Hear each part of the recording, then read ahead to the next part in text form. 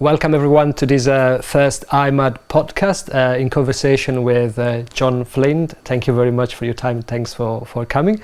But before introducing him, there's a contingent from IMAS here, and we'd like to introduce ourselves. So my name is Martino. I'm one of the co-founders and directors at IMAS. My name is Hassan. I'm also an IMAS team trainer.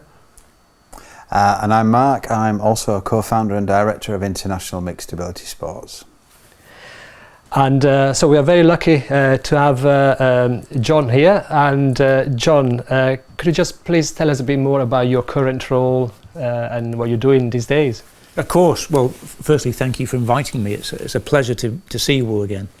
Yeah, I am now the Chief Executive of the UK Infrastructure Bank, which is a new government-sponsored bank which we're building here in Leeds, which is going to focus on delivering the infrastructure required to get the UK to net zero and for the levelling up agenda. So a new startup bank based in Yorkshire, and I'm about a year into the role. Oh, brilliant. So there's a strong Yorkshire team here. Yeah. We are based in, where are we based, Hassan? In Bradford. Okay, in Bradford. Martino, that's a nice Especially Yorkshire me, name. from Barnsley, okay. But adopted Bradfordian. But this is not the first time that we met John. Is it, Hassan? No. I met him, I think 5 years ago. Okay. Where the IMAS trainer came to do a lot in London, to High Park to do training, sport, rugby and different sports. Yeah, that was great. What do you remember about that? That day in London, yeah, it was 4 or 5 years ago, and the first thing to say is we had a lot of fun. It was a really fun day. And beyond the fun, I think there were 3 things that really stuck out for me. And just to give people a bit of context as to why we were doing work together, I'd just become chief executive of the bank that I worked for, and I wanted to do some team building activities with my executive team. And we wanted to do something a little bit different, and you kindly came and organised something for us in that spirit. So we had this day together in London, and the first thing that really struck me was when the workshop started, my team went very, very quiet, properly quiet, because we had to listen. We had to properly listen and relearn the skills of listening to somebody, paying attention, making eye contact, and focusing on the message in order to make sure that we were receiving the message. And that was actually a really helpful way to start. The second thing I remember, and I don't know, Hassan, if you remember this, but all the Queen's horses and the carriages drove past when we were playing rugby, which is a spectacular sight. And I like to think it was just for us. This is what IMAS do for you. They bring the Queen's colours. So I remember that, and I have a mental picture of that in my mind. But I also remember something you said to me, which has stayed with me. And at the time, I found it quite sad. You were explaining what IMAS meant to you and what the rugby club meant to you. And I won't be quoting you accurately, but the spirit of what you said was, if I didn't have the rugby club, then I'd be sitting at home on my PlayStation. That's all I'd do. And that stayed with me. And it stayed with me because it was sad. It was a little bit upsetting to hear that that's what you would be doing if IMAS wasn't there for you. But I don't want to leave this on just a sad note, because it was a great day. We had a lot of fun, but you made a real impression. John, what particularly struck you following that training, the kind of, I guess, team building, inclusive, mixed ability training that we did on that day? What particularly grabbed you about the mixed ability message?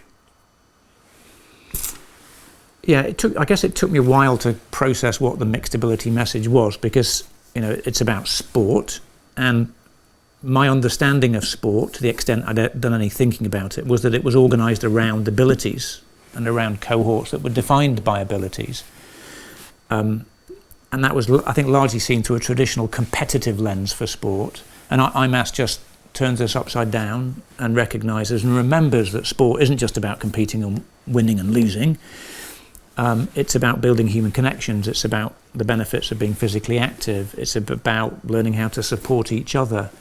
So the mixed ability lens, when you give it some proper thought, I think is a really wonderful way to use sport in a positive way. So it took me a while to kind of rejoin up the dots. It's not the tradition. It's a very untraditional way of looking at the role of sport. But the more I understood it, I think a very powerful way to use sport constructively for all of us. Yeah, I think, is it fair to say, Hassan, that that for people with disabilities being kind of signposted into something specifically that's just for people with disabilities was something that they said that they didn't want to happen? No. When we think about our own origins, what's our backstory? Our backstory, we in the rugby side, we don't have people learn disability. We have normal people, like everybody people to come. We have mixed people with learning with disability and non-disability. Yeah. So it's open for everybody. Well, so we have like son, father, son, nephew. We have like a family in the team. That's great. That's really turned things on its head. And John, you mentioned people before. I think it's quite interesting because you now lead an organisation that helps us to tackle some of the major challenges that we're facing, as a society, not just in this country, but I think sometimes we do spend a lot of focus on technology and scientific innovation, but that we forget sometimes that innovation is also about people behind it, and people us as a society. So how, as we tackle these massive issues, we keep exploring innovation in that sense, and we keep everyone included in moving forward? It's a great question. It's such a big question for all of us now, because yes, we're technology obsessed and we're science obsessed, and that's great. We just need to pause a little and remember that technology exists to serve human beings. And those of us in leadership positions need to remember that leaders only lead other people, and those people in turn are normally doing something for a customer.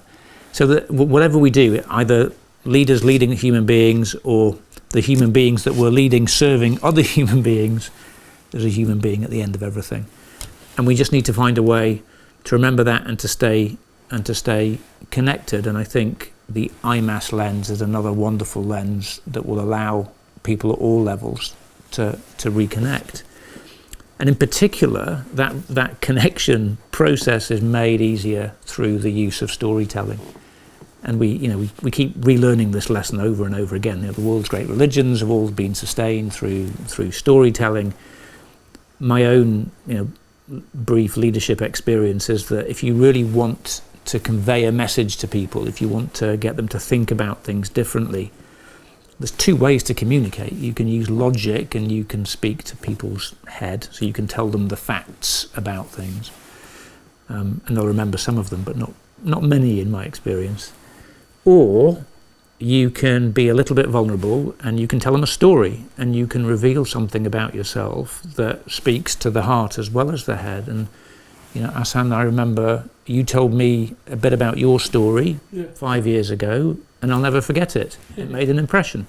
And now that story I've just replayed to anyone who's listening to this. So, technology exists to serve other human beings. We've got to stay connected to that fundamental reality that the human being is what we're serving, and just remember the power of stories. They work. We used stories recently, didn't we, during the pandemic? Yeah. When people were locked down and they couldn't get out and they couldn't socialise, they couldn't mix. Yeah. We made some videos, didn't we? So we used technology. We got the stories out there. We got Tom's story and Katrina's story. And my story, because I want to offer for you making a video.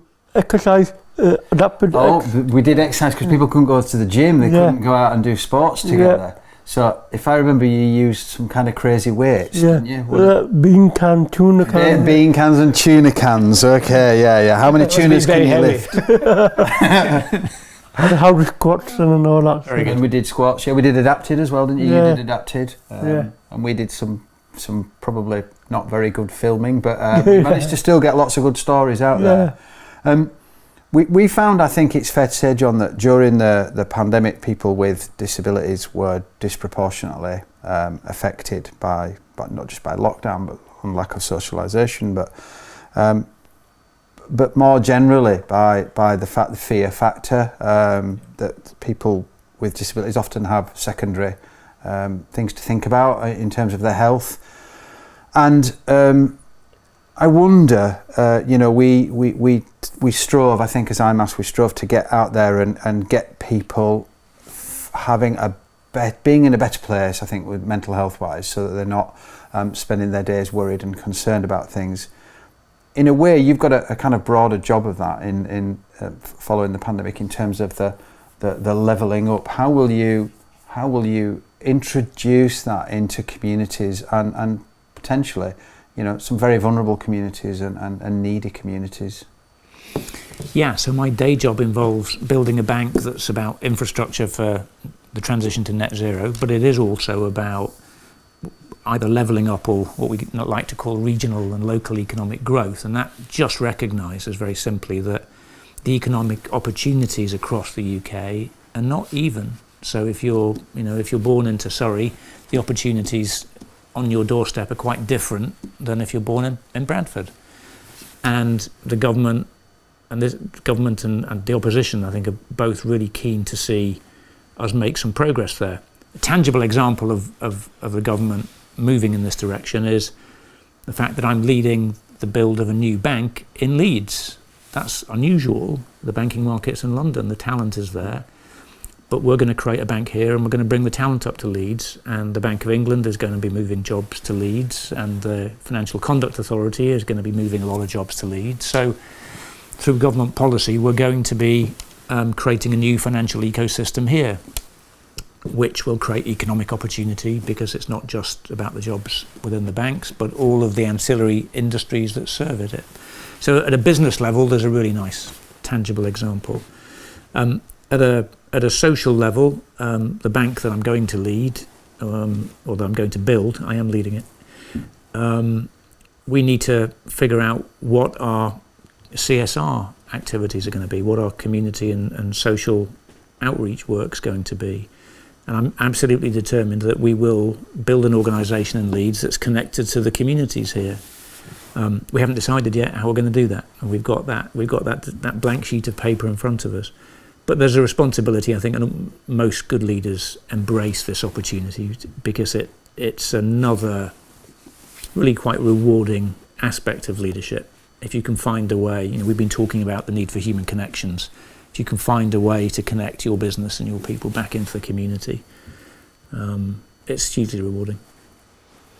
And it's quite interesting because you're talking about a very different approach and almost a cultural change in the way you think about banking, and especially after the pandemic. If you remember, the first few weeks we were talking about the new normal. We won't get back to the same things we were doing things before, and here we are, 2 years after, and still we are not really sure, what the new normal is. But the point, I guess, is, if you want really to build sustainable cultural change, you need to take bold approaches. But how do you embed that, at a day-to-day level in the communities, in the organizations, and in the wider society?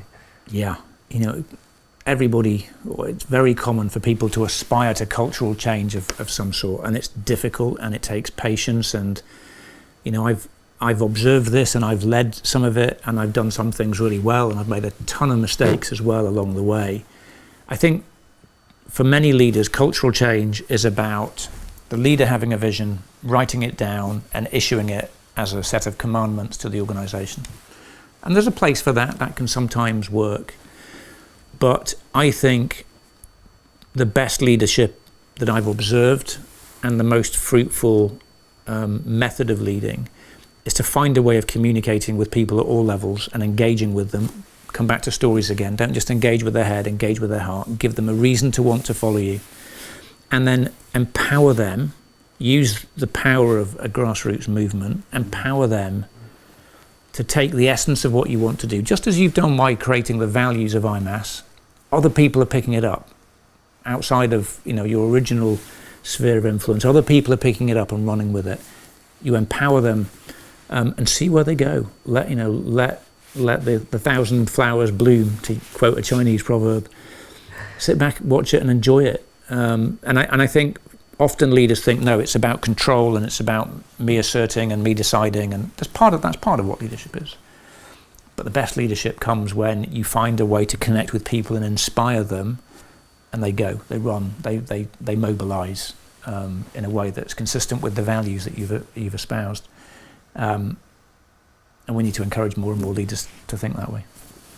And especially, I guess, these days where you have leadership that either works on Twitter, or people that look at one set of rules and one very kind of strongly opinionated. I think is quite a refreshing message, I guess, sometimes, that you can be a quiet leader but still inspire people and bring about change.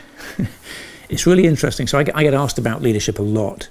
And the most effective way I've found to get people to understand leadership better is, if you reflect in your own lives, who are the people that you would happily follow? So and it can be people in your family, it can be people from school, it can be people in your current work life. But you'll probably be able to think of 2, 3, 4 people that you would follow, right? And then you think about why. What is it? Is it because of their values? Is it because of their intellect? Is it because of their courage? Is it because they've got EQ and compassion? It doesn't matter what the list is. We've all got different reasons, and I could happily tell you about the people I have followed or would follow.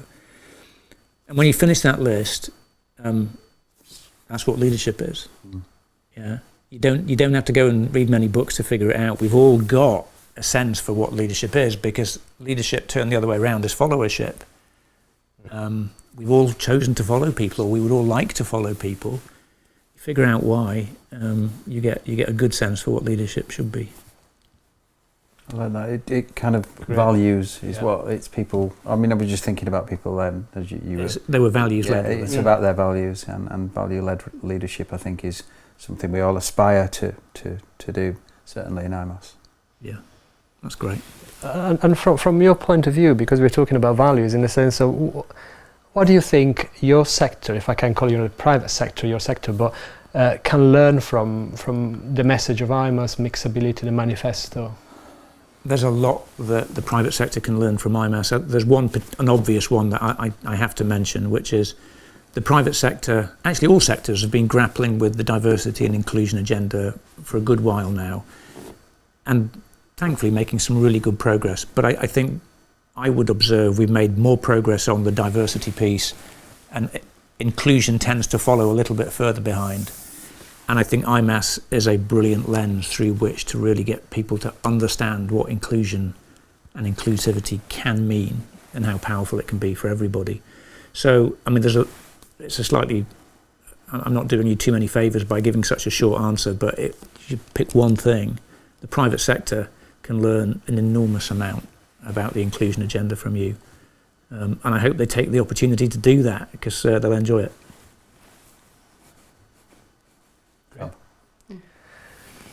Shall we go back to stories? Because I think, we are wrapping up our interview with you, but I think, as you said, is about, knowing people better. And I think, we'd like to know you just a bit better, because you're talking about sports.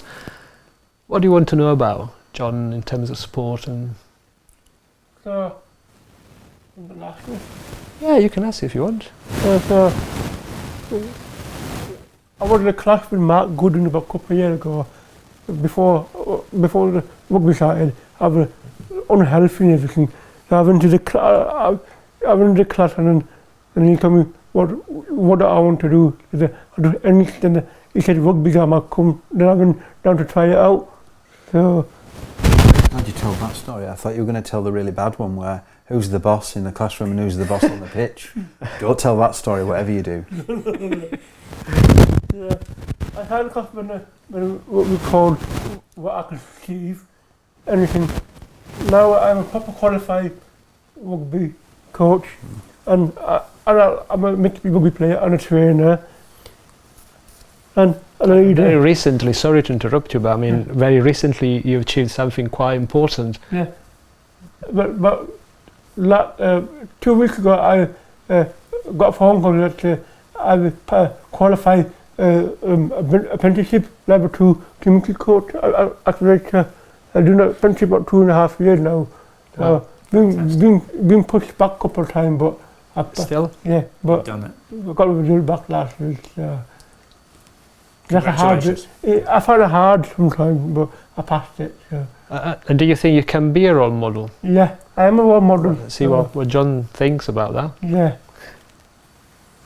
So, how can people learn from my story? Wow. Well, I think that's really easy, Hassan. I think your story's inspirational. You know, I met you 5 years ago, and you were just into the rugby scene at the time, and you told us that if it wasn't for rugby, you'd just be playing on the PlayStation. Yeah. And now you've qualified as a coach. You're working with White Rose Rugby. Yeah. You're a player. You're a captain. Yeah. You're building a career through sport. 5 years ago, when I met you, that would have seemed a really long way away. So I think it's a really inspirational story, and we can all learn from it. Anything else about sport that you want to know from John? Do you get in sport and stuff? Do you play sport for met you? I do like sport. I love exercising. It keeps me sane. It keeps me balanced with work. I think the only sport I've ever been reasonably good at was swimming. And then as I became an adult, I turned swimming into triathlon, and I've done a lot of triathlon, all the distances, and I've raced in some beautiful countries. I'm getting a bit old for it now, so it's a bit of a struggle. And sadly, after 30 years of doing it, I'm still really only a good swimmer. The rest of it, I'm pretty rubbish at, but I love it. And so yeah, sport's really important, partly just because of the physical exercise thing. I like the endorphin rush. I like to stay healthy. I like to be able to eat a lot of food, and it really helps if you do a lot of exercise too. So I love sport, but my achievements are very modest, I'm afraid. It is about, you know, as you said, the connection, enjoyment, and visiting beautiful places. What's your best memory around the sport, Hassan? My best memory was back in the first tournament in 2015. The Bumble was in the final against Irish, and we lost. But that didn't matter. And then the best bit is what I was the captain for the full tournament. Fantastic. That's a great memory. But I think this next tournament, you need to see if you can go one better and see if you can win it.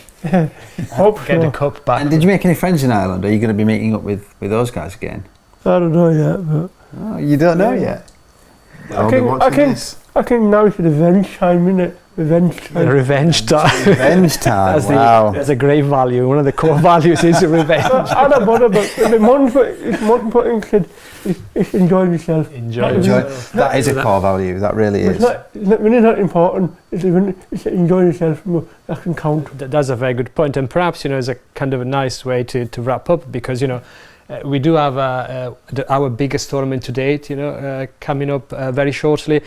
We do have more than 1,000 participants this time, and there were only 400 in Bradford. We got the support from, you know, the like of European Commission and the Irish Rugby Football Union and so on, hard-working guys in Ireland. And you know, you were supposed to be part of the conference that is still scheduled to go ahead, but you know, we probably got much better experience. He's going to be part of the conference now. You are going to be. He'll just be on the screen. We'll text you. I'll take a picture. Is there any message, I think, that you want just to send to the 1,000 more participants at IMAS 2022? Oh, I'd love to send a message, thank you. No, I think it has to be enjoy the tournament. I know you've all been waiting a long time for this with the delays from COVID.